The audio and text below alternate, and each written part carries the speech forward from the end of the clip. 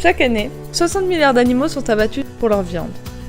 En moyenne, un Français mange 120 kg de viande par an, soit le poids d'une autruche. Dans cette industrie très lucrative, les principaux clients sont les pays développés.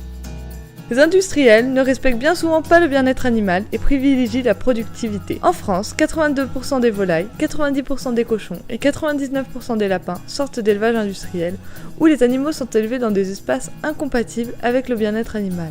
Ils disposent de peu d'espace dans des hangars où ils sont entassés. Ils peuvent être nourris à la farine animale et prennent bien souvent des antibiotiques que nous retrouvons dans leur viande. Les animaux sont alors stressés et ne se développent pas dans de bonnes conditions. Pour éviter cela, il existe des labels bio, label rouge, qui respectent la condition animale. La production de viande a aussi un impact non négligeable sur l'environnement. L'élevage est responsable à lui seul de 15% des émissions de CO2 dans le monde. La production d'une calorie végétale demande 4 fois plus de terre qu'une calorie animale. Réduire sa consommation de viande à l'échelle mondiale permettrait ainsi de réduire la pollution et de laisser plus de terres libres pour préserver la biodiversité. Limiter sa consommation de viande a de nombreux avantages.